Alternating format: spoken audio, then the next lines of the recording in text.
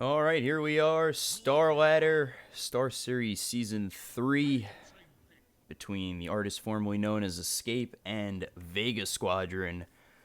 I'm your caster, B-Cop. I'm here with CC&C Dota. We're ready to show you guys a little bit of a best of 3 between these two squads, one who's played a little bit recently and one that's kind of been off the radar for a while. So we're going to give you this draft, see what's up, and we're ready to go, it seems like.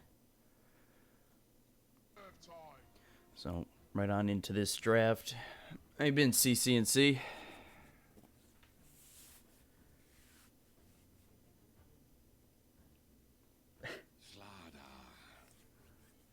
All right. Well, get into this draft anyway. A little bit of Wisp Bat Rider banned out by January 25th, aka Escape.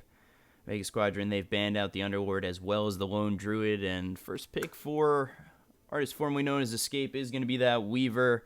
And Vega for their first two picks are going to be Slardar and Rubik. So, Yo, am I good? yeah, you're good. Sorry about that. Discord speeds too. That's typical. So things should be all good on both ends now.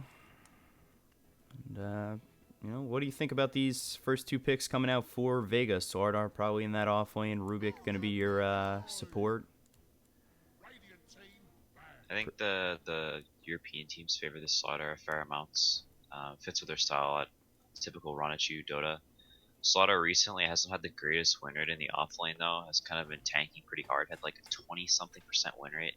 I think it's at the recent China Land was its I don't remember what tournament it was, but he's been run more in the 4 lately just because he's an offlaner that can't really shove lanes that easily, and so you'll sort of have to have a more farm heavy 4 whenever you do pick slaughter offlane. So he's been fitting more into the 4 role recently.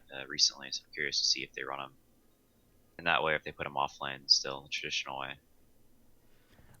Yeah, he's definitely seemed a little bit weaker. If he rolls in that 4 position, he's not too bad. Once he gets that blink and opens up the initiation, he's a pretty solid hero. But they do have the Rubik, so they can always line it up with the telekinesis and kind of, work with him early if they do put him in that 4 spot and put Rubik in the 5. Yeah, even just tranquil boots in the sprints, you're very very fast. You're a hero that can actually make stuff happen even before the blink dagger.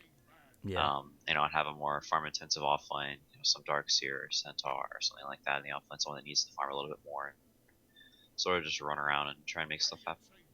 You think Rubik can be that, hard 5, though, for a team like Vega Squadron, especially with the Slardar, where he's just picking up the wards and, just picking up the mech, arcane boots, and all that, and leaving Slardar to just farm his blink? Or, are they going to put him, are they going to be forced to put him in the off lane because that Rubik's there? No, I think Rubik can play a 5. I don't think he's forced to play the 4 roles of Rubik. You can play that hero in just a few items, arcane boots, and just whatever. Yashikuchi to steal this game as well, so already shaping up to be a decent game. Bloodlust as well, so they may want to sort of play around that and pick maybe slightly more right-click heavy cores because they can seal the Bloodlust and sort of turn the tables on this ogre.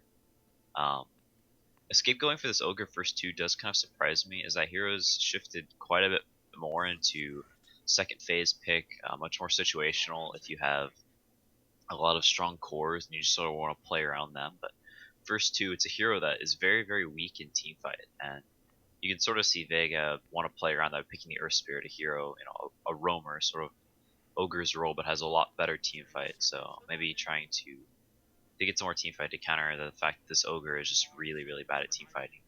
Yeah, he's kind of just in there for the Fire Blast Ignite, and that's pretty much it. Bloodlust, a couple heroes, but he doesn't do, like you said, he doesn't do too much in the team fight. But now with this Earth Spirit, Sardar, he's kind of slated for that off lane, Rubik, Earth Spirit.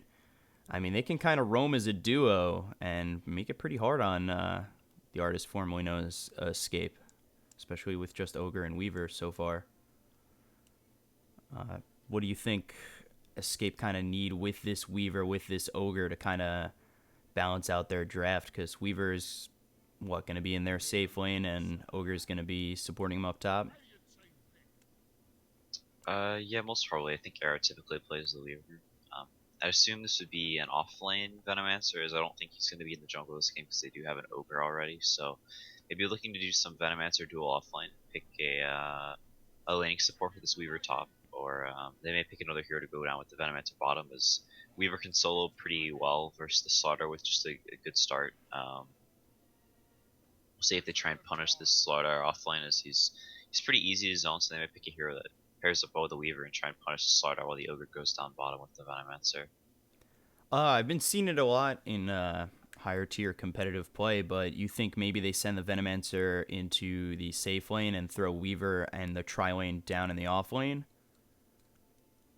Yeah, they could. We'll have to see what Vega squadrons carry. I think it depends on if they can pressure the safe lane really well, or if they don't really want to fight it. We'll have to see how the lanes shape out with the last couple of picks. Sort of dictate whether they want to do that or not. I'm not sure if Escape is the kind of team that likes to aggressive tri lane. I think we'll have to see. All right, so Sniper, your mid, Slardar. I mean, it seems to me it's an all right sniper game. You know, you've got your heroes that are gonna move forward, take the aggression off the sniper. You know, Slardar with a blink, Rubik up forward with the telekinesis, Earth Spirit, you know, rolling in, and Sniper kind of sit back. I kind of like this Sniper pick up against what Escape's got so far. Yeah, people also like to the Russian teams especially like to pick this sniper whenever they have heroes that buff him, and they have the amp damage. And this Rubik can also steal Bloodlust, which is one of the most common pairings. The Ogre with the Sniper, just so the Sniper actually does a reasonable amount of damage early on. It's a hero that lacks a lot of damage unless he has a sort of a team to back him up, or he can get a lot of damage in with the shrapnels if they have like Sable stuff like that. So he already sort of has the Ogre on his team as well as the Slaughter, so he's going to actually be able to do right click damage a lot earlier than you'd expect as well. And with this Venomancer pickup, probably going to be offline or safe lane solo with the aggro try. It sort of forces them to pick a mid hero with catch, and Koikfo typically wanting to play a hero that's more farm intensive, sort of playing that old RTZ role where you're playing the carry from mid. So um, sort of predicting what Escape likes to do as well. So it makes it very hard for them to get a last hero with good catch or a good run at you sniper hero. So they may be sort of forced into this Storm Spirit or feel compelled to pick it. But you know, Vega will have the fifth pick counter for this Storm if they do choose to go for it. We'll have to see. So Invoker's pretty solid hero up against Sniper, and Vega Squadron, they still need their safe laner. No Juggernaut, no Life Stealer. If we see maybe, you know, they've already got 3 in-your-face heroes with Earth Spirit, Rubik, and Slardar. You think you see someone like a Sven come out for Vega Squadron? Someone who can, you know, get in there, Stormhammer, God Strength, and kind of, with a sniper throwing shrapnel down and hitting from the outside, can deal a lot of damage early. I think Sven may be too easy to kite and too easy to punish in lane this game. Like you said, teams like to do aggro tri lanes with Weaver, Ogre heroes like that a lot of times to utilize how strong they are early. So I think if they pick Sven, they may just get aggro tri laned on. And Sven, one of the worst tri lane heroes in the game, so we get punished pretty hard. I know the CAS teams like to run Venge carry. I think that's a pretty reasonable possibility. They do ban Drow, so not wanting to get pushed super early on, so they maybe go for a slightly more greedy core as well. Not the worst Spectre game as well. We'll have to see.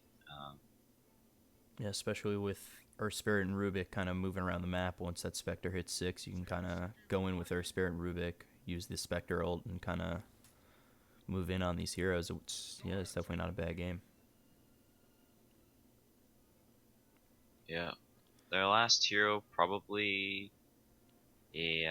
probably decide whether they're gonna go aggro trialing or not. But Vega does have the last pick, and they'll sort of be able to see if they think Escape is gonna go down for the aggro trialing or not. So, all right, so Shaker. All right. And then Necrophos coming out. So Necro safe lane, Slardar off lane, Sniper mid. Probably throw Cinder in on the Earthshaker, Hani on the Ogre Magi, Koikva on the Invoker, and then Era on that Weaver, and Trixie on the Venomancer for Escape. And then For the other side, for Vega Squadron, you've got the sniper being probably played by Dityra, G on that Necro, Mag on the Sardar, and then Snake on the Earth Spirit, and Seema on the Rubik. Should be pretty solid for both sides. Yeah, this Necrophos pick is really good. Because whenever you pick an ogre lineup, they don't have a lot of burst damage. They're very reliant on these two cores getting farmed and sort of doing a big deal of the damage unless this Venomancer gets like really farmed. And Venomancer is also just not a hero that does a lot of burst damage. It's obviously very over time oriented. So Necrophos is able to counter that quite well with the heals and stuff. The Ghost Shroud sort of counters Weaver really hard. Is You don't really want to get Diffusal on most carries anymore because it's not a defensive item anymore as well. So if he's going to have to get that, it's going to be considerably later in the game. Necrophos overall just a very strong laner as well, so to let this Earth Spirit play around the other lanes. And it also sort of forces Escape to not go for an aggressive lane. It looks like they may put this Weaver up to the top lane and give him sort of a solo lane and try and pressure the safe lane, but with that Necrophos pick, it sort of removes options. This hero is very strong in lane with the heals and the constantly getting regen, so very hard to zone out as well as being a ranged hero. All right, and it looks as though they're going to throw Dityra in the safe lane. He's usually the mid laner, and then they've got G going on that sniper. So I don't think they're going to put the Necro mid. He already looks like he's going towards the safe lane, and so sniper mid on G. It's a bit of a switch, but nothing too crazy. You think really? I mean, to me, it looks as though Escape they've got to play an early game. The later this goes, the more farm that Sniper and Necro get, the harder it's going to get for Escape to really do anything. And, I mean, how do they finish this game early enough? Do they just pressure the Sniper as much as they can and kind of push their way down the throats of Vega? I mean, I think they're going to be looking to make rotations on the Sniper reasonably early on. We'll see if this Invoker goes for Crosswalks or Quas Exor. Koikva, infamous for playing the QE Invoker quite a bit. Not really much of a Quas Exort player. I mean, Quas Wex likes to play a much more farm intensive role, but the Quas Exort got nerfed quite heavily in the last patch because you can't get the 2 Forge Birds until level 15. So I'll have to see if he goes Quas Wex this game. That's been the more standard build, and then transitioning more into the Invoker still does the same thing as late game, but the build up is just a little bit different. I'm curious what he's going to go for. If he does go for the Quaswex, then they'll have a little bit better fight in the mid game, and also it'll be considerably easier to rotate on this sniper with a EMP tornado with the fissure coming over the top. Yeah. It'll be pretty easy to kill this sniper once the Invoker gets some levels, but I'd imagine the Earth Spirit is going to be rotating on mid a decent amount as well. He also has a pretty easy kill down bottom in this Venomancer if he does come to lane. So the Earth Spirit has multiple places to rotate to, and I think Escape's got their work cut out for them in trying to avoid these ganks. And like you said, Vega does have a very strong mid game timing with this Necrophos getting whatever he's going for. I would assume probably a Veil, maybe those sorts of items. I don't know if he goes to the mech builds. That's typically more for offline Necrophoses, but we'll have to see. And you were saying that, Necro, he's strong in lane, so that kind of opens up the ability for Rubik and Earth Spirit to kind of move around this map, and that's going to be really tough for Escape. I mean, that's just a lot of pressure for them to deal with, and they definitely got to keep this Invoker alive. Like you said, if you can push it into the mid game for them to really stand a chance, in my eyes. It seems as though Vega, they've got a solid, healthy lineup, especially as long as their sniper is going to be pretty weak early. I mean, you can send the Earthshaker over there, and then, like you said, Tornado EMP, but, I mean, they seem pretty stable, all things considered. Pause rolls on. Classic.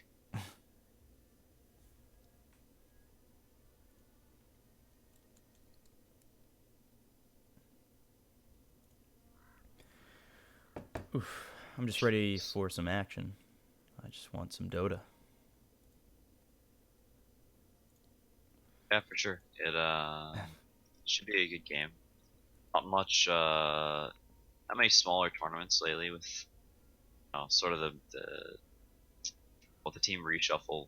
A lot of these teams switching out players. I think this Vega team has stuck together for the most part. Maybe switched in one or two. I'm not sure. Not super up to date on European teams, but I think Sneeko is maybe the only new player to this team. Obviously, a 9K player, extremely good. So this Vega roster looking very strong coming into this next season. We'll see if they qualify for any of the big lands. With CAS sort of becoming their own region for a lot of these qualifiers. CAS having their own slot for DAC as well as probably TI, and I think so. It'll Vega will have their work cut out for them trying to play up against VP and take that slot for the CAS region qualifier for a lot of these tournaments. Yeah, and I think it's Seneko and Dityura who came over to this Vegas squad. Yeah, that's right. Because Zero was from not beat. That's right. Yeah. So right away, big smoke coming out. Seneko just gonna ward up over by this shrine and offlane area. Nothing, no real aggression coming out of that smoke. They're just using it for some early warding, block some camps, and he's kind of surrounded, but should be okay. Trixie's gonna spot him, and we'll just ping him out. Walk his way out. Nothing too aggressive. You think, there used to be a lot of aggression with, going for the bounty runes, and, that's where a lot of first bloods would come out before this patch. Are the days of that kind of over, or, it only happens when they 5-man towards a bounty rune, or is it even really worth it at this point for someone to kind of just, for a team to 5-man a bounty rune? You can still go for these bounty runes. I don't think you 5-man that frequently because you'll guaranteed typically only get one, maybe two if you're 5-banning a rune. Maybe you can still smoke in the enemy jungle, try and find a kill. That hasn't really changed that much. It's maybe a little bit harder with all these hills and stuff. Mm-hmm. To break the smokes from just standing on some random place because Actually, at least this upper radiant jungle. Hani in a little bit of trouble. Trixie just gonna Venomous Gale, walk out. Seneko getting pretty low. Koikfa, he does spot Seneko and should be an easy first blood as he's left alone, but he's gonna Rolling Boulder to the low ground, and with no TP, he's just gotta run away, make some space, and kind of just hope that he keeps his life. Hani gonna come in with the fissure. They're still running after him. Cold Snap comes in. First blood goes the way of Koikfa, and now with first blood going the way of an Invoker, that makes the lane a little bit harder for G as Invoker gets that early gold, early experience. Does that kind of shift the way we thought this lane was going to go, especially with Sinner and just kind of harassing out G from this mid lane? Yeah, this line is pretty even between Sniper and Invoker, but we knew the Ogre was going to come mid via Pest, so him getting the first blood, it's not the biggest deal in the world as he misses basically the entire first wave, just a little bit not missed, and Cinder and sapping some of that XP, so G will have a slight XP advantage going into the first wave. But Suneiko's going to stay here as you can't really leave your Sniper alone to get bullied. This is a hero that does not play very well from behind. Does get a solve cancel there, kind of unfortunate, but Rolling Boulder is going to come in on Cinder, and they're just going to try and harass Cinder in out of this lane, open it up for G. And it's like you said, it's just going to be a tough lane, and both sides are going to have a babysitter, and Cinder ain't going to be there for the side of the artist formerly known as Escape, and Seneco's going to be here for Vega, and they're really just going to have to sit by. And he's going to continue to Rolling Boulder in. Now they've got the Shrapnel, and Quickfoot getting pretty low. They're just hitting away. Shrapnel doing a lot of damage. Throw it out front. Tornado comes in, hits on 2. And now Seneco's got to be the one running away as he's got about 2 shots left of health on him. That does push back both the Invoker and Ogre Magi, but they can just shrine up as well as the other side for Vega. And it's a pretty even lane. Maybe if Sniper got a kill there, it would kind of favor him a little bit more. But they're not going to get anything it's out not of the it. biggest deal in the world. They do force out both the shrines on both sides, so no more of the free just heal all the way up to full. And so the harass is going to mean a little bit more at this point. Looks like the Sniper is ferrying out his Aquila, so didn't ferry any more regen, just has the one tango, Quoiquo with 2 tangos as well as 2 branches, so essentially 4 tangos. But does get a tango pool too, or just have a branch as well on G, so not the biggest deal in the world. The lane also on his hill, so he should be okay for now. We're getting pretty aggressive down low. It did look as though maybe Trixie was going to go down, but he's been harassed out of this lane. He's just going to move over and actually going to try and farm these, and actually just stack it for now, but stack this ancient camp. And Trixie, can he sit in lane with Dit Uri? He kind of got forced out early, but Seema's moved over. He's trying to just farm these camps in the jungle, and Trixie's still here over in these off-lane camps. He's not really trying to stay in lane and get himself some farm. Is this, something that's going to not benefit him later on? Is this push him too far back? And now Seneko coming over to sap that experience as well as the gold. Yeah, he really can't stay too much in this lane versus the Rubik and the Necrophos. He just kind of gets zoned out of lane, right-clicked out, and they have kill potential as well if he gets just even a little bit low. With the Death Pulses and Phase Bolt. They do manage to get this really nice deep ward. Like we said in the beginning, they smoked out and got the ward on this hill, so they can see whenever the Earth Spirit is rotating to pressure the Venomancer, so he can just sit in this spot and jungle these camps. So he's not going to be too far behind. He's still going to be able to farm at a decent rate, and probably not die to these ganks as he is, deep in his own jungle. It does give the Necrophos a free lane, but better than feeding away a multitude of kills, which is sort of Trixie's trademark. Just being the original offlane feeder. It's always tactical feeding, though. Of course. Yeah, Dit Uri's.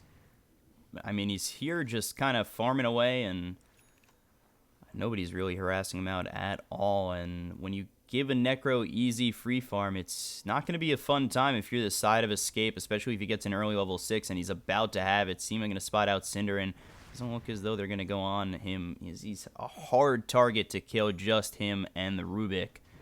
So he'll be able to spot Seema, walk out, and be okay. But is this... I mean, there's heroes that can really make you pay when you give them free farm like they're giving Dit Uri right now. Is Necro one of those heroes that's just going to use this free farm to steamroll over Escape? Or, Escape don't really have to worry about it too much?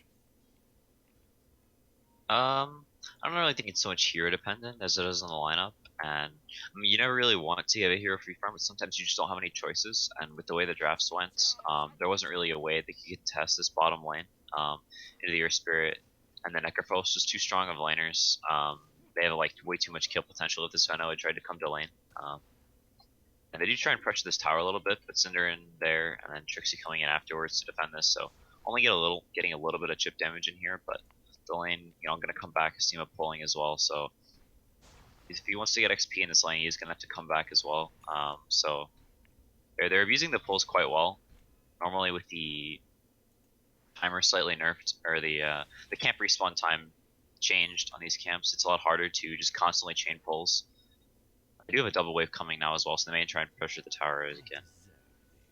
Then up top, it looks as though Mag's kind of just abandoned ship up top up against this Weaver. He's going for those Tranquils, and then he'll be trying to look and get into that blink, and with Tranquils then blink, he'll probably get it around 11-12 minutes, and that starts to open up the initiation for Vega. Until that time, Escape, they've got to find themselves some farm and maybe find themselves a couple of pickoffs, but both sides, they don't seem as aggressive as I thought they would be. I mean, both sides don't. They aren't amazing at making plays super early on. Right as I say that, they go in mid. Seneko with the rolling boulder. They are going to use the assassination on Koikfa. The EMP comes out. Seneko might be in a little bit of trouble. There's the telekinesis out on Era. Era's trying to get away. Fable hits him. He's going to have to use his ulti to get back and get his health back. And Seneko is going to go down to Era, and they will use the ignite on G. So 1-for-1. They do get Koikfa with Rubik. And then Era gets the kill on Seneko. I'm not too sure they're done just yet. Era gonna kind of cut through these two towers, still staying close by, but looks as though he's gonna head back up top and kind of get out of here from this mid lane. And games like this, where both teams sort of have these fours that like to rotate to random lanes, try and pressure the mids typically. This Earth Spirit is much more adept at ganking the lanes as opposed to the Ogre, which sort of sits in the lanes and is a bother. So they're looking to go in again. Rolling Boulder going to be off the mark. The stun not going to be there. And meanwhile, Mag up top. I thought something was going to happen mid. I missed the kill up top, and Era's got himself a second, so Weaver already 2-0, and he's got himself that perseverance early on, and he's going to be pretty stable the rest of the game, and he's got himself those 2 kills. He's going to be pretty scary for the side of Vega if they let him continue to just work on this Vega team. He's going to be going for the HOD after the Perseverance, so he gets himself some regen. We'll probably be going for the Lincolns a little bit later on. EMP comes out. Mag in a little bit of trouble once again. There's the fissure. Going to hit on Mag. Now the TP comes in from Seneko. Tornado hits on both Sima and Mag. They get the telekinesis out on Koikfa. They're going to shoot him down. And Koikfa will fall to Seneko. So goes in a little bit too deep onto the side of Vega. And he's going to pay the ultimate price. And that'll be with his life. And Vega grab another kill and about 500 on the net worth, all things considered. Yeah, at the very least for Escape, Trixie is getting some farm down bottom and is going to start pressuring this tower now with the level 4 wards. And other than this Necrophos, there's not really a hero that can stay down bottom and protect that tower too well. And he did use his TP, so this tower may end up going down. As you know, if this Slaughter TP's down there, he'll try and probably just get zoned out of the tower. And Cinder coming down as well, so if somebody does TP, they may try and get a kill. See if they try and defend this tower.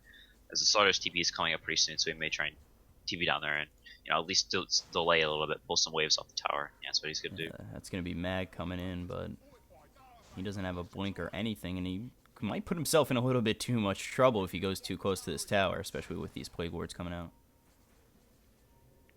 Okay, so they're going to try and fight this. Yeah, here's the TP coming in from the Necro Dichira as well as Seneko. He's actually going to stop it. So they're not going to deny the tower. They're not going to get any kills coming out. Just 2 rotations coming in, and that's about it. Yeah, they do sit this Necropost back down in this bottom lane, which is where he wants to be. It's sort of hard for him to lane against this Weaver as he can't really pressure him that easily, but using his TP again, and Trixie with a really nice play, immediately TPing up to top lane as he knows the Necropost can't be there. So it's sort of hard for them to take a fight, and really the only hero on Vega with deep push. This Rubik might be in a little bit of trouble.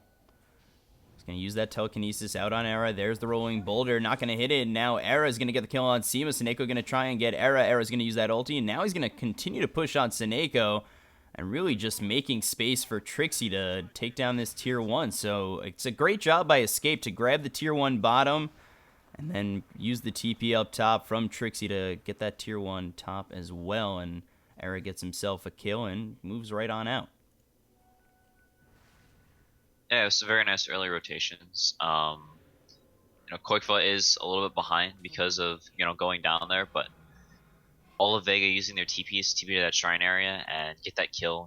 Maybe looking for a little bit more of a fight, wanting to fight early on with this Earth Spirit, having some decent levels in Necrophos, obviously having a Veil, being a level 11 already, so very very strong. But Escape sort of dodging and Trixie with some nice TPs pressuring both the towers, and it looks like now they are going to sit this Venomancer up in the top lane, so constantly going to shove that in while Era farms out this bottom lane as well as the Dire jungle. So,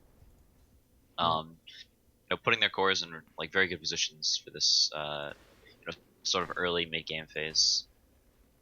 And now Urai's kind of lost himself a place to farm, and they actually are going to smoke up, so maybe they can make something happen in this mid lane. And they've got Seneko, Sima, Mag, and Diura ready to move in on Koikfa.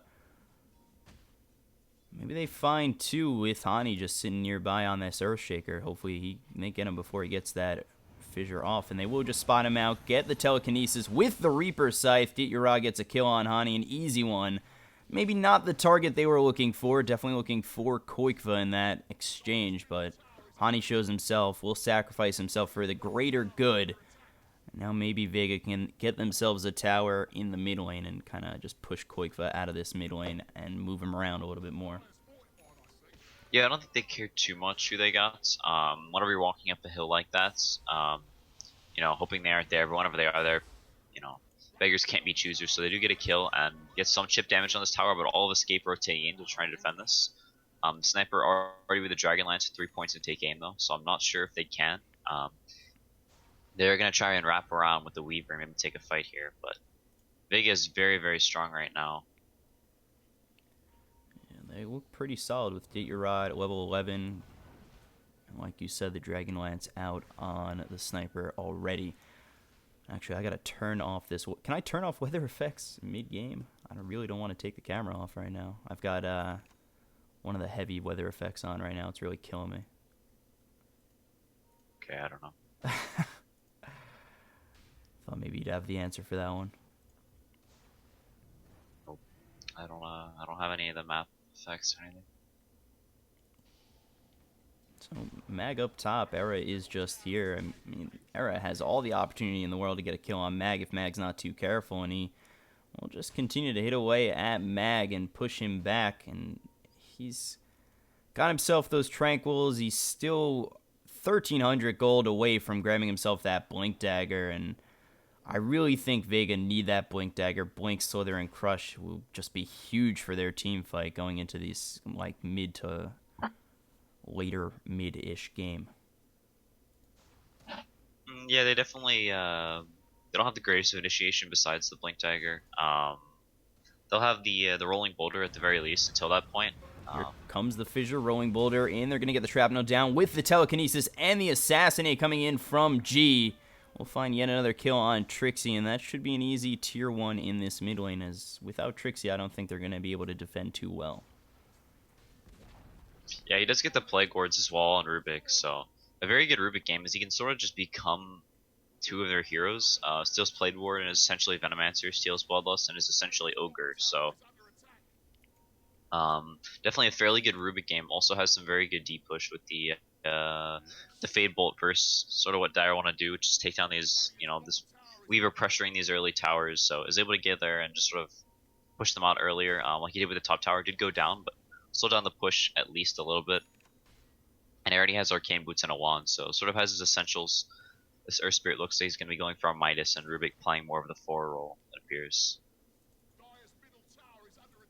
With those Plague Wards, I mean, is he really just looking for Bloodlust and Plague Wards, or, he's only going to be Bloodlusting G?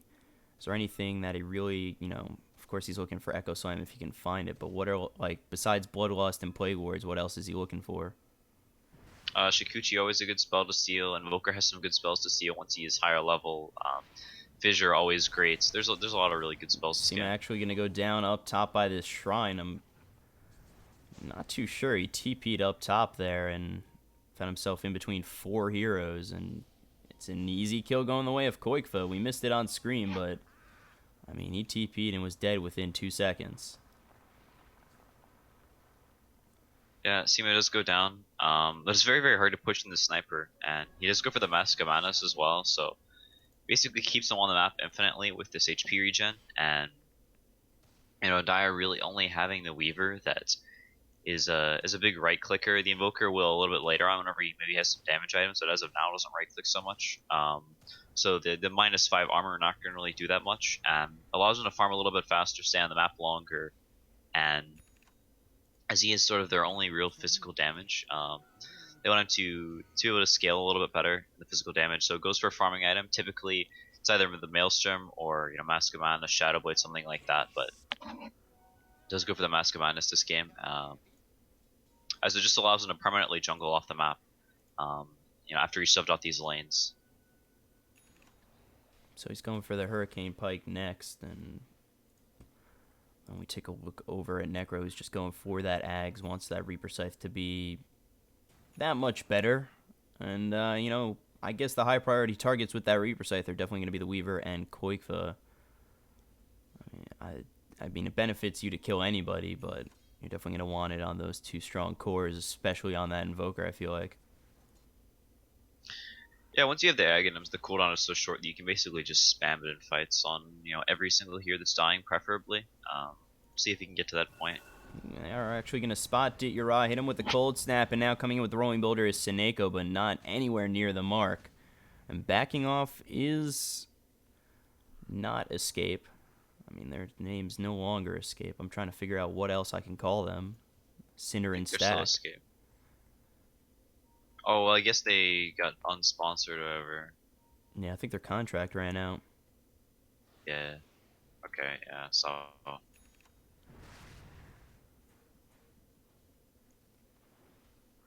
They pick up the Blink on Slaughter and looking to set up around this tower, so does have it and trying to make a play off of it. Yeah, Trixie might be in a little bit of trouble, but he does have Cinderin right on the back end, and I'm pretty sure Mag is going to see this going with the sprint. Slithering Crush comes out on Trixie with the Rolling Boulder, and there is the Assassinate to take down Trixie as well as the Reaper Scythe. So Trixie dead for 65 seconds, no buyback available. Thank you, Reaper Scythe. Yeah, extremely nice silence. He was about to stun the Slaughter before he got the amp off, so maybe would have killed him slightly slower, but got the 2-man silence off and then the 2-man stun immediately afterwards, so there was no response from the Ogre, not able to get a stun off and slowly killed down any. Yeah. And Era trying to split push mid, but TPing Seema in and has the Shikuchi and the Fade Bolt, so no way this Weaver can really pressure him, just shoves out the waves really quickly, and they shove out all these lanes, get back, and continue to farm up. The Sniper almost with a 4-staff on top of the Mascumanus and the Dragonlance, so Vega in a good spot after that kill and getting the tower. Immediately getting the Blink Dagger and then putting it to pretty good use. Yeah, they get that killed in the bottom lane, and they used quite a bit, Magnetize as well as the Reaper Scythe and Assassinate, but those ultis don't really have the longest of cooldowns, so they can kind of just throw that at the side of Escape, and if as long as they get a kill, be okay with it. Cooldowns aren't too terrible. It's not like they're using a black hole for one and have to wait that long allotted time, but with what they've got with these low cooldown ultis, we can see them kind of pressuring Escape more and more as this game goes on, right? Yeah, Seema getting some deep wards down with the Shikuchi, so definitely a very, very nice steal this game. Always a good spell. It just makes the Rubik super mobile and almost impossible to kill.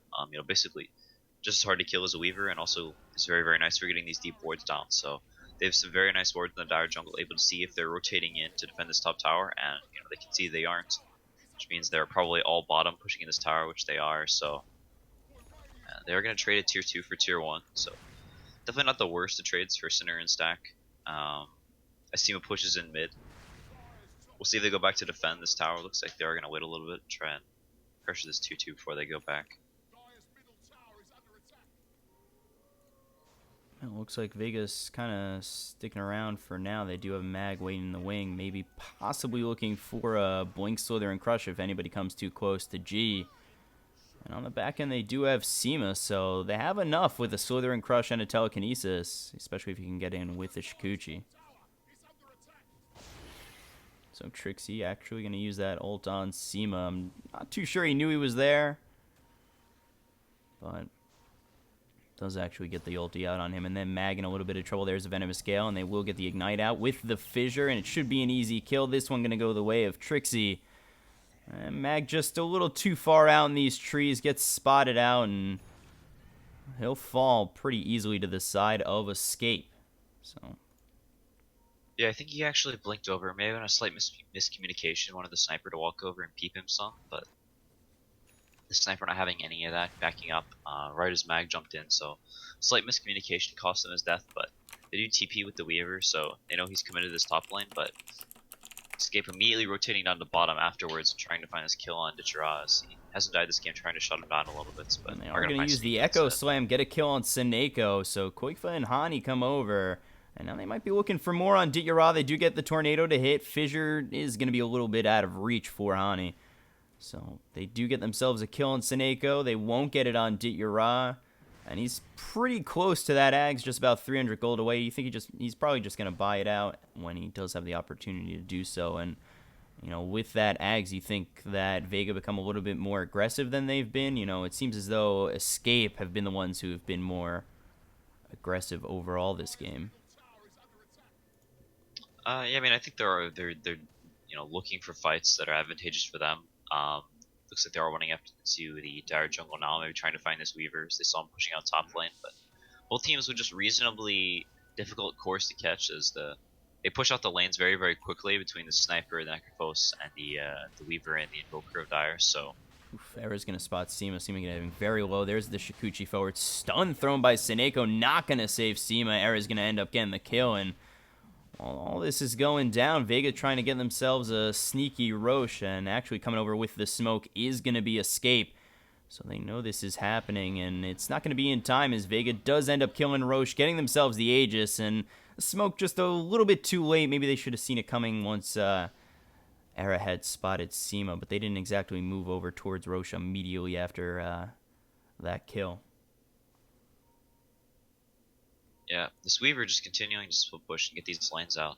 You can see Saniko has to come down to this bottom lane, not able to be at mid immediately. His TP on cooldown as well, so Escape is going to get that tower. Um, and they don't have they have some pretty decent ways to deal with this Weaver, but he's been playing very elusively, getting out these side lanes constantly, and is going to go for the defusal, it looks like. So, going to have some means to deal with this Necrophos, as if you can't really purge up his Ghost Shroud, 4.5 seconds long, it's very, very hard to deal with as a physical core. So, Escape all sort of playing in this Radiant jungle, trying to look for fights, maybe get a catch on Didura, but looks like he's having none of that, backing up, flying around the team. And, both teams fairly grouped up around this tower. Game fairly even as is, both teams just continuing to push out these lanes nonstop. Yeah, the Cinder and Stack, they only have a little bit under 2,000 net worth lead. Some of these games where you just see 5-man steamrolling, it's not exactly what's happening in this this matchup thus far. But it does look as though Vega, they've smoked up. They're in Escape's jungle, or Cinder and Stack's jungle. They are going to get scanned out, so they will see it coming. Despite seeing G out in this mid lane, they're probably going to give up this tier 2. No reason to really fight just yet. And on the back end, Trixie's going to get himself a courier kill and just TP out. Or at least try to. There's the 4-stab forward with the Slithering Crush. And Ditura's going to find himself a kill on Trixie. So Trixie gets a courier, Ditura gets a kill, and with that, it should make this tier 2 kill pretty easy. Yeah, I think Vega's fine with that trade. The Venom going down. They do have to respond to this top lane, so they won't be able to hit top too much. So Sniper doesn't do a ton of damage to buildings right now either, so gonna have to back up, get their lanes out. Necrophos probably gonna head down to bottom and get that out. Actually, looks like Earth Spirit may be doing that. Mag might be in a little bit of trouble as Era does spot him out, but Mag able to just sprint away. He shouldn't be in too much trouble here. Heal comes out from Ditura. Era's going to have to back off, especially after spotting Ditura with that Necrophos coming in. Yeah, I think Vega is very happy, or is at least fine with the way the game is going. As it goes later and later, the way it's sort of been playing out, a lot of split pushing, getting these lanes out. Vega has much better ways to catch heroes. He almost a blink, or yeah, does not have the blink on the Earth Spirit, blink on Slaughter. Ooh, Koikva gonna be looking for a kill on G. Let's see if he can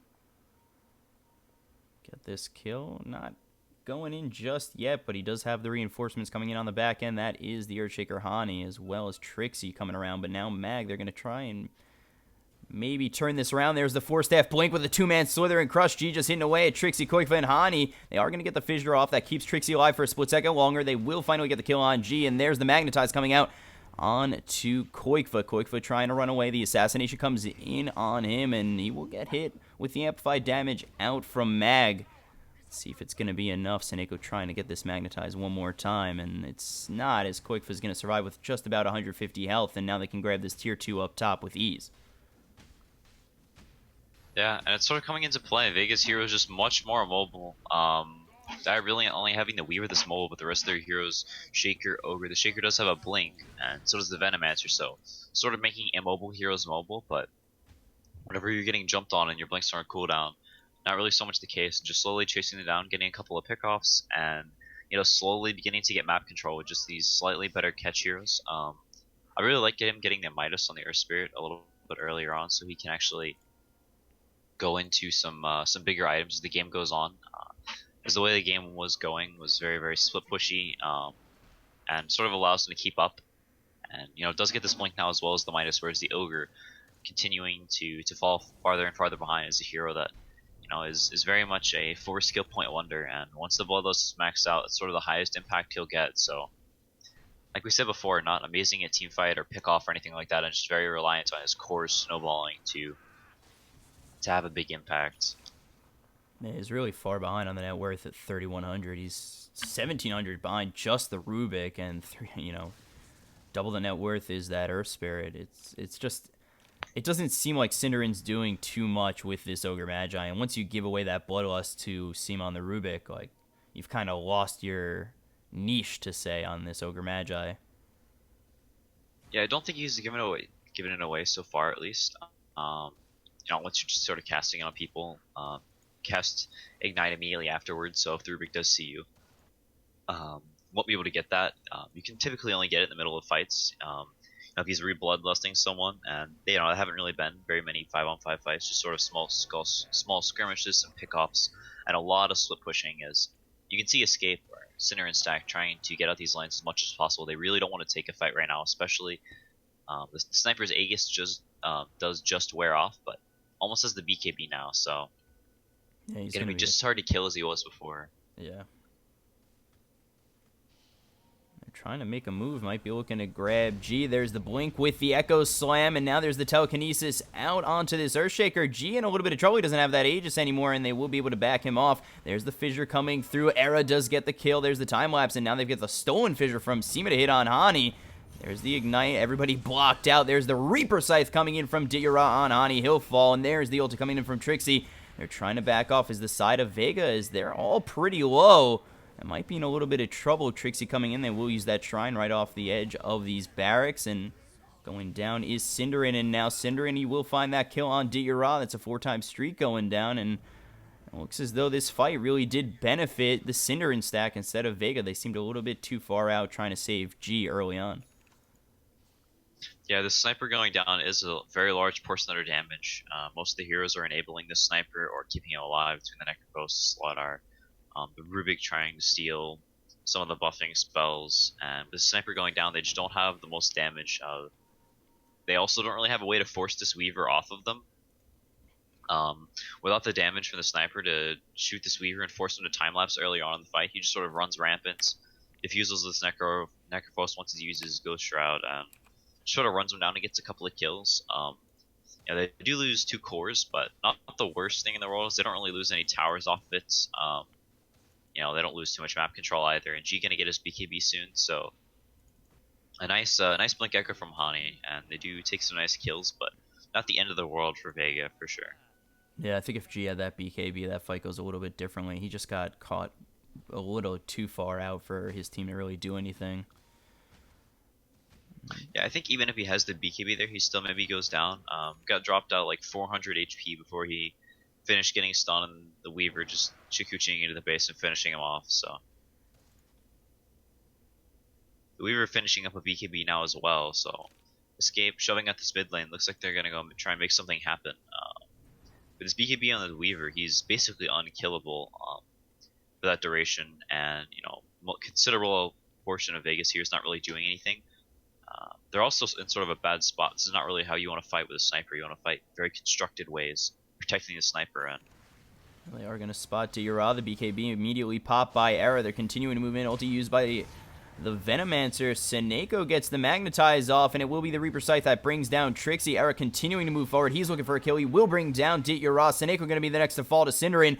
And now it looks as though they're looking for more as the BKB is popped by G, but he is just too far out of his base. He looks like he's in a whole bunch of trouble. Slithering Crush does hit on Era, but Era still coming in with the Shikuchi. Hani looking for the fissure, will grab it, so will Sima. And now they pop that Lincoln's. G still alive. Telekinesis hits on Era, but that's going to pop him over the fissure, so he's going to continue to move on into this base. Hit on Mag, and he's trying to get himself a kill, but the Shrine will keep Mag alive for now, and G will end up falling. So they do take down 3 on the side of Cinder and Stack. They only lose Trixie for now, and with that kind of team fight, 3 down on the side of Vega, they might be looking for more in terms of maybe a Roche or maybe a tier 3 tower, and with Roche up, I think they might head in that direction. Yeah, they got this nice war down on the Dire Jungle at the start of the fight, so gave them some really good vision on where heroes were. That we were just sort of tearing people apart. We could see the BKB going to work. There was just really nothing they can do to touch him. The sniper is shooting him for almost that entire duration of his BKB, but just sort of tickling him with the 21 armor, and now they're going to get this Roche as well, so the Weaver doesn't even have to pop his BKB every fight, and it's going to be basically immortal for her. Mag trying to find a Roche Aegis steal, but not going to get it. Era's going to grab that Aegis, and he was unkillable before, and Now he's got pretty much 2 unkillable lives with that Aegis, so... Escape, Cinder and Stack looking pretty solid, up about 6,000 net worth. Going to heal up with this shrine, and with that, as all 5 come over by this shrine, they are going to be looking for more with that smoke. And if they can catch maybe 1 or 2 out on Vega Squadron, they might be able to just finish off this game early. So they do spot Mag. Mag does get the Slither and Crush. Here comes the Echo Slam. There's the Ignite thrown by Cinderin. And now Seneko, he's trying to find something as he's surrounded by 3. He goes to get the Magnetize off. The ulti is used by Trixie on the back, and they've lost 2 on the side of Vega. And now G's going to use that BKB. There's the Sunstrike. Dit Uri in a bit of trouble. He's going to go down. That's 3 dead on the side of Vega. They're still looking for more. G, he's trying to back off. Trixie blinks in, and Era's grabbed himself an Ultra Kill, killing all 4 on the side of Vega. And does not lose anything except the Earthshaker. And it is just not looking good for Vega in this first game. Yeah, as we sort of talked about earlier in the game, this game has been a lot about who's gotten their lanes out, who's been able to make these moves without being pressured by the creeps giving vision a lot of their heroes. And the Weaver, the Invoker, able to push out these lanes very, very quickly, and also very, very hard for Vega's cores to actually push them out of the lane, whereas this Weaver can push out lanes all the way to towers, and the sniper can't really contest him, the Necropost can't really contest him now that he has this Diffusal Blade. So continually just getting these lanes out into an advantageous position, and with some deep wards, Escape able to get some really, really nice smokes, some good fights, and it's a nice Echo Slam there as well. And we were just chasing people down, and still has the Aegis, didn't even lose in that fight. Gonna clean up the shrines now, so Escape is gonna have massive map control for quite a while now. Having these shrines down is just absolutely huge. Yeah, and they're picking up a whole bunch of gold with this. They've taken down 2 towers, going to be going for both shrines eventually, and they've picked up this first shrine. It's a huge net worth swing in their favor, and they only lost the Earthshaker for it. It's, Quickva's got that Lincoln Sphere as well as the Ags. It kind of makes it hard for Necrophos to really do anything. Got to pop those Lincolns fast, and it's that combined with trying to get the Reaper Scythe. It's a tough test to really get anybody down with it, or especially any high priority target like Era or Koikva. Just doesn't seem like it's going to happen anymore. Yeah, just have the Hurricane Pike now as well on Era, so even more mobile than he was before. Almost catch out Mag.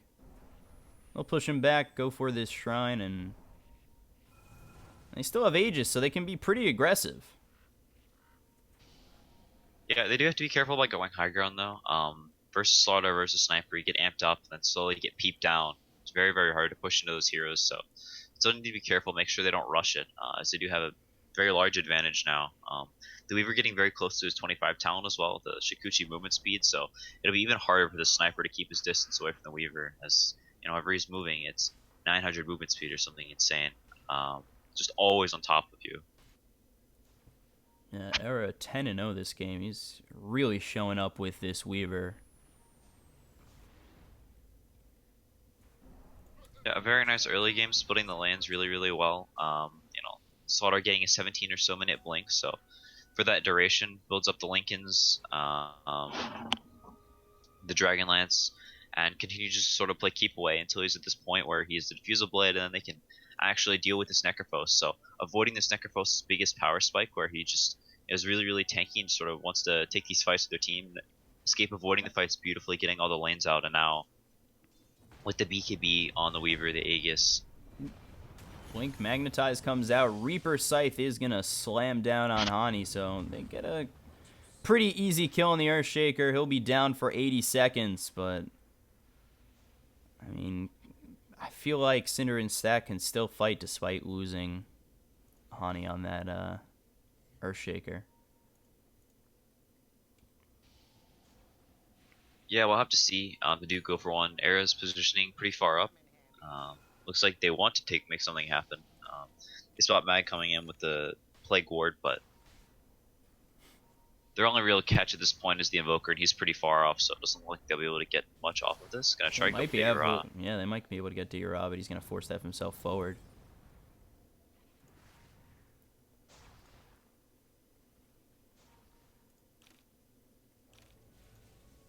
So he just does expire. Maybe now this is the time for Vega to kind of get themselves a little bit of farm if Cinder and Stack kind of sit back a little bit more without this Aegis. But I think they're strong enough where there's no reason for them to really sit back. They know they can win these team fights, and if they get a couple of pickoffs, they should be able to take the high ground pretty easily.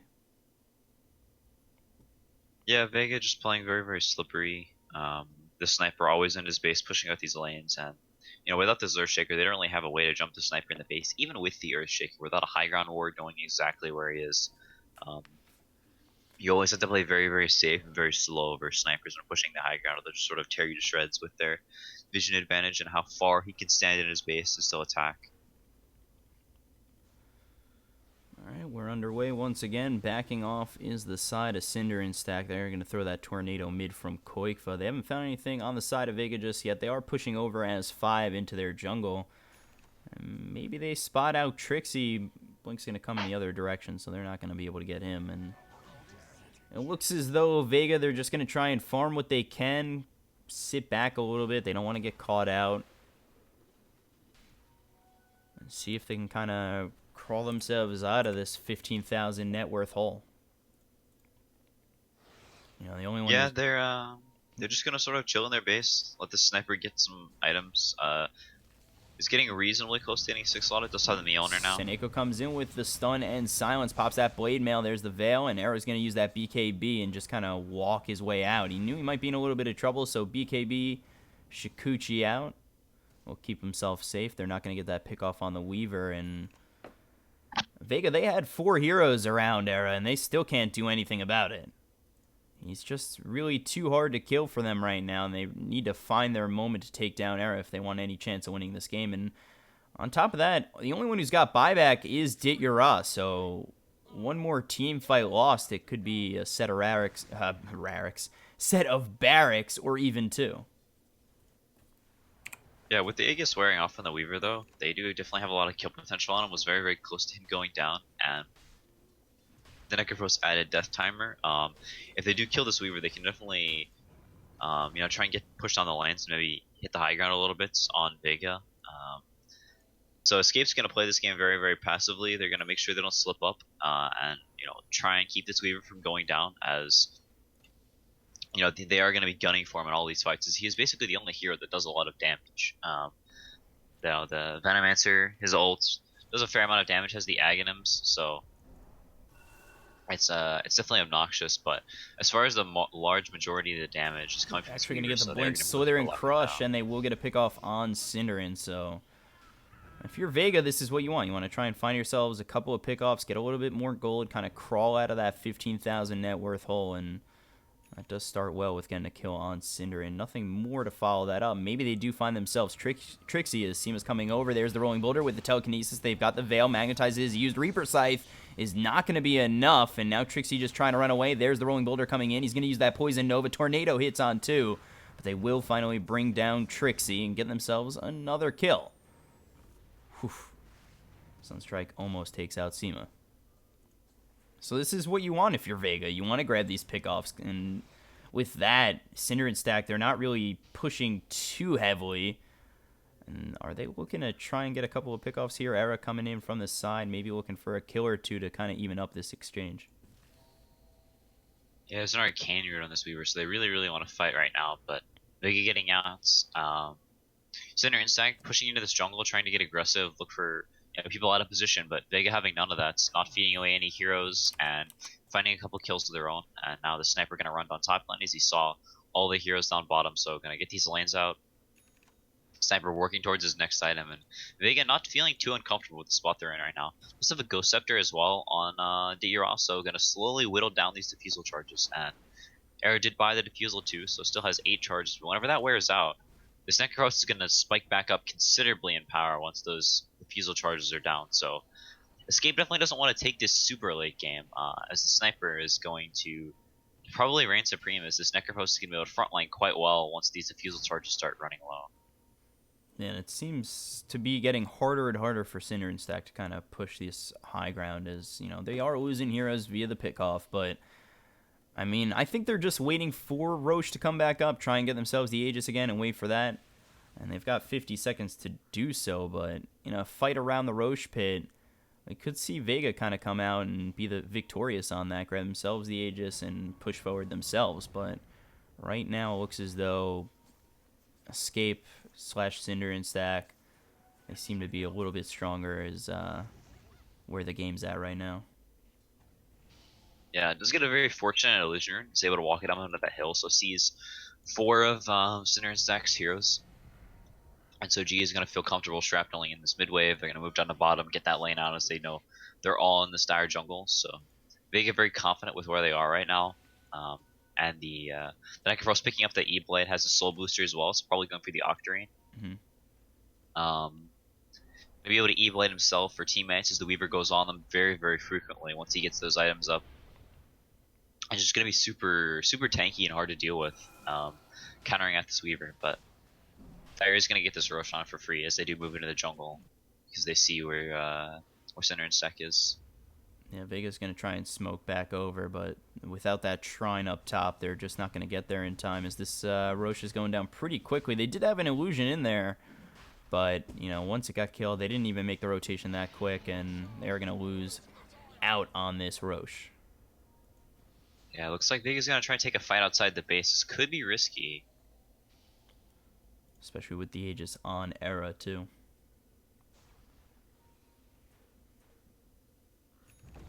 There's the blink in from Seneko. He's going to get the Magnetize out on Trixie. Trixie's going to eat that cheese, heal himself back up. The Amplified damage is out on him. A couple more shots should bring him down. Now everybody's TPing over to the Shrine. They do activate it up. There's the Poison Nova as well as the Echo Slam. And they will bring down Seneko. Meanwhile, on the back end, Quick is going to get a kill on Sema. They will use the Reaper Scythe to bring down Era for the first time. But Vega, they've only got 3 left, and they're backing off as the Cinder and Stack, they're trying to push forward. They will get the Venomous Scale out on Dityara. There's the Echo Totem out on from Hani on Dityara. They will get another kill. Era finding yet another at 11-0. They're going to continue to move forward. They're looking for G. There's the buyback from Seneko. They finally pop that Lincoln's. But Cinder and Stack, they look pretty strong. They could just push in right here, and looks as though they're going to stick around mid. Yeah, they're going to try and get some damage in. Necrophrose doesn't have buyback, so this may be the window where they can try and actually do something. But the Slaughter is alive, so if he amps up this Weaver and Sniper just starts shooting away, they may have issues pushing the high ground. But this has been the best opportunity they've had in a while, is Vega getting a little too aggressive and taking maybe a risky fight outside the base. Yeah. They're actually going to use that time lapse, but it's only 40 seconds, so not too bad for him. He's got that Bloodthorn out, so big time item for Era, and it's hard for Vega to really, I don't know, they wanted to take that fight outside their base, and like you said, it didn't look like it was going to go well for them, and it didn't. Do they just kind of farm when they can, TP back, and kind of hope that Cinder and Stack force high ground and try and take those fights? Or do you think Vega's going to try and push the issue again and kind of take a fight outside their base one more time? Yeah, I mean, if the Weaver didn't have the Aegis there, that wouldn't have been so bad. But did have the Aegis, and at least they burn it immediately right whenever they get it. And, you know, not letting them walking up to the base and siege with that Aegis, maybe that was their plan, trying to burn this Weaver's Aegis, maybe take, you know, at least a decent fight. It doesn't have to be great, so as long as this Weaver doesn't have Aegis, they really don't have a way to push high ground, and, you know, that is what happened. So Vega did buy themselves a little more time with that. The Sniper are going to be able to get up to this Butterfly, only the quarterstaff short. It's not going to have buyback, but it's going to do a lot of damage. It's going to be a little bit harder to kill.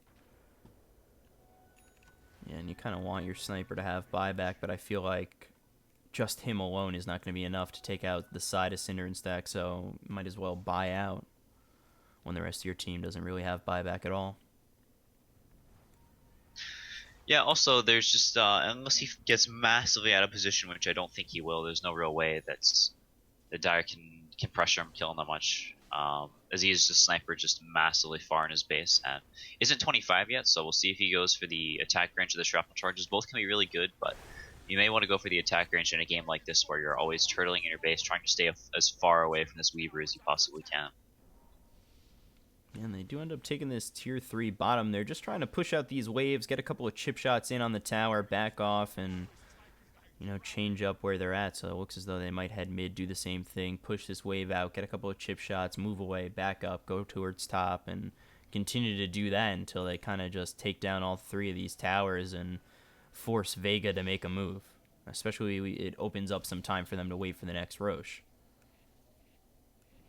Yeah, Trixie will be working on that Lincoln soon, so actually pretty impactful, as whenever he gets solder crushed, the amp will get blocked, so he'll die considerably slower. Barely lived in that last fight because of the cheese, but the Slinkins will actually make a pretty big impact, so if he does get jumped, maybe he'll die a little bit slower and be able to get that Venomous scale off. But this is sort of the stage where Venomancer, doesn't really want to be in, as a lot of Radiant heroes don't care too much about getting Venomous scaled. They have heroes that play from very far away. They have some initiators, and they have Sniper that deals the heavy brunt of their damage. But it looks like Sinico's going to be going down, trying to get a ward a up. whole bunch of trouble. He's going to try and TP out, but no way he's getting out of there, as he's surrounded by the side of Cinder and Stack. And Era gets yet another kill. Sin here at 23,000 net worth, 12-0-6. He's having this great game, but they're struggling to take this high ground. And the longer this game goes, you said it might start to favor Vega a little bit more. But I'm with Era doing this well, I'm kind of hoping he pulls it out. But it's definitely tough for them to try and move forward with their objective gaming.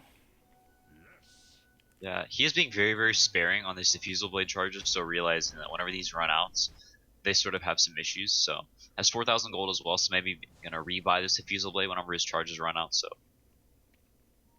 still in a decent position, Diffusal Blade wise. Ooh, Mag might find Hani. He gets the Slithering Crush out on Hani as he's trying to TP away. There's the Lotus Orb used by Hani. BKB popped by Mag, still trying to just chase him down. Meanwhile, in the bottom lane, it is going to be Cinder and Squad just pushing this bottom barracks, and they will finally find themselves a melee racks and just back off. So they come in, a couple of pot shots, and this time they get the melee racks and back out. And it's working for them. They're not taking these 5-on-5 fights in the high ground take. Yeah, Vega was moving around trying to find a pick off on some hero, maybe trying to push out the top lane, but nobody was there, and we're short a couple of TPs, so I had to walk back to base, and by that time the Weaver was already set up, and if I'm able to pressure this Weaver before he gets set up and starts hitting the tower, then he takes these buildings extremely quickly. It's looking good continually for Sinner and Stack, and if they continue to roll this method, wait for another Roche to come up, they should be alright to possibly finish off this game. It's becoming more and more tough for Vega to do anything. They can't really take any fights outside their base. Yeah, Venomancer with the super plague wards as well, so taking 6 or 7 shots from the sniper, 1350 HP, pretty insane. Able to push these lanes completely on their own with just the plague wards. Mag might be in a little bit of trouble. Has to pop that BKB again. Era's going to spot him out, and he's trying to get away with that 4-step. 4-step forward is Era. He's going to be slowed down, and they will find yet another kill. Era now 13-0-6. And Vega, now they drop the gem. I don't see the reasoning to really going out that far. That Sinner and Stack's kind of sticking nearby. They want to be able to take these pot shots at the towers and racks. And Mag just gets caught out again. He's got no buyback. He gives up the gem. And Era finds himself yet another kill. Yeah, he did get them to burn a Diffusal Blade charge, so I guess if they hold their base, then it's worth. As they slowly try and chip these down, once they get to the point where he has 0, they can maybe look for a fight. Whenever it gets 0, he's probably going to rebuy his Diffusal, so... Yeah, he's got enough gold. They're actually going to come in with the silence with the Bloodthorn. BKB is going to be popped by G. They're still trying to go in. Diggerod might be in a little bit of trouble. Reaper Scythe hits back on him from the Lotus Orb, and he's going to fall very quickly as Koikfa gets the kill. Hit that Sunstrike as well as everything else, and Diggerod is dead. 82 seconds, no buyback. So without Ditya, it's really trouble for Vega, as they've now lost that tier 3 and the mid melee racks. And for the side of Cinder and Stack, now they get to take the range racks and they'll just back out. Yeah, he does have a DD on the Weaver as well. I picked it up just before that fight, so I was able to burn through the sniper super fast as well as the Necrophos. Not really able to frontline for very long at all, and you really want to get to an armor item on this Necrophos as his next item, but as they've been trapped in their base for so long, he hasn't really been able to get there, so only 23 armor, and while it may sound like a lot, versus the Weaver with the Desolator and all this physical damage, the Bloodthorn, you really want to have a little bit more than that, maybe a Shivas or something like that, but they've been just trapped in base for so long that he hasn't had the luxury of getting more of those tier 4 items. Yeah, like I said, they've been stuck inside their base. You just said it again, and you know, Vega, they can't really do too much outside their base. Every time it seems as though they've, tried to walk out of their base, they've been killed, i.e. Mag, just getting killed up top by where this shrine once stood. It's tough for Vega to really get those next tier items, and meanwhile, it's Cinder and Stack just continuing to get those items, continuing to push, and continuing to put that pressure onto Vega. As now they're waiting for this Roche, and it's actually here, and quickly, it's up, it's down. They get themselves another Aegis and cheese. Yeah, and when you're behind like that with this sniper, this is sort of the game plan that you're just dealt. There's not really much else you can do. Sort of have to sit in your base and defend for as long as possible. With this Weaver with the Aegis now is going to try their best to finish off these mega creeps and maybe seal this game out, or at least give themselves a better chance. The sniper is going to go rapier, so Oof. around 1,000 gold short right now. They do have the issue of trying to get a courier there, so maybe gonna try and take a fight before then and then move out and get the rapier. But this could be Vega's final stand. We'll have to see how this push goes. Yeah, with G, he got hit down so hard. I know that was the double damage. I mean, how comfortable can you feel picking up a rapier after that last engagement? I mean, he doesn't have many choices. They need to be able to kill this Weaver, and if they can't kill the Weaver, then he's just gonna massacre everyone. So whatever it takes to take him down. And he's actually going to come in and get hit by that Slithering Crush. He's going down pretty quickly. They are going to pop that Aegis immediately. So it's a pretty good stand for Vega thus far. And with that, it looks as though maybe Cinder and Stack are going to have to back off just a little bit. They lost that Aegis immediately. Wow. Yeah. Once again, pushing versus sniper whenever they're set up and waiting for you, especially with these multiple stuns, the Earth Spirit, the Slaughter, it's just extremely hard. But Era does Shikuchi down to bottom and split this range racks. With the level 25 Shikuchi talent, it's just extremely fast, able to be all over the place at once, and very, very hard for Vega to deal with them whenever they don't even know which lane he's at. Yeah, and Seema's got that Bloodlust, like you said. That's, top on the list for what he wants to get, and it makes it easier for this high ground defense. Yeah. Does get the attack range on Sniper, so it's completely maxed out attack range wise. What does he have now? I'm trying to find. I don't know how to find it in this UI. GG. Let me see. Attack range is 550 plus 640. 1190. Alright, that is a lot of attack range. Probably not going to make the most difference, as if he gets jumped, he's probably getting jumped regardless of the... Eric coming in, not going to get hit by that Southern Crush as the BKB was still there. Trixie might be in a little bit of trouble as he's a little bit too far out. The Fissure does split up the two teams. Deafening Blast comes out from Koikva, but still Vega can just back off and reset with this Shrine. So they do end up losing their Tier 3, and this is all really Cinder and Stack need to do. Come in, chip shot, back out, and I continue to just reiterate myself and say it again and again and again, but it continues to work. They, just come in, get those shots in, back out. Does have this Hex now on Invoker as well, along with the Octarine. And it's just sort of ghost walking around the map, super mobile, and can look for any pickoffs if any of Vega's heroes try and push out a little too far. The gem on Cinder, and so removing all of Radiant's vision. And they do have some of these lane wards that you'll have whenever you're very, very far behind, just sort of putting wards in your own base at the heads of lanes so you can see down as far the lane as you possibly can, so you can see if they're maybe moving up. If you're in your base and they're smoking, you can see as they move up into your base, maybe try and catch some squishy heroes as they come up. Yeah, Trixie's got to be careful about coming that far forward, as he's going to be hit by that telekinesis with the Slithering Crush. Ghost Scepter going to be thrown his way. They're looking for the Reaper Scythe. Not going to be enough, as he does have that Lotus Orb and the Lincoln Sphere out on him. But, now they've used Reaper Scythe. Down for just a moment. Not too big of a deal. Yeah, the pipe making a pretty big impact. A couple fights in a row, just barely living. This 30% spell resistance probably saving him there. Even though he was E-bladed, just not making a big enough difference. With all that magic resistance, just very, very hard to bring on this Venomancer with the Necroboss ults. Era going to come in again, pop that BKB, trying to trade blows with G, and G does not have that Divine Rapier just yet, and he really can't go for it with the Secret Shop being kind of defended by the side of Cinder and Squad. You know, they're all just sitting up there trying to get this top set of racks. There's no way you can get a Courier to go in there. Mag going to go in deep. He's going to get that Blink with the Slither Crush. There is the Reaper Scythe. It's going to end up being G getting the kill on Trixie. They're still continuing to move forward. There's the Ignite stolen by Sima. Sima looking for the Fire Blast. He will find it. There's the Magnetize out on Cinderin. Koifa and Era coming in from the back end. Seneko looks as though he's going to fall. He's getting pretty low with that Cold Snap out on him. A couple more shots should bring him down. There's the Echo Slam on two. Blinking in his Mag, trying to get that Slither Crush. Not going to be enough. They've lost 4 as well as the Gem, and now G trying to run away, but he's not going to have enough. He'll fall. It's all 5 dead with the 2 buybacks coming in from Seneko and G. And just like that, they've lost all 5 despite the buybacks. They will just call GG. They've lost all their racks. Mega Creeps are here. And Vega, they're actually going to drop game 1 to this unnamed Cinderin squad.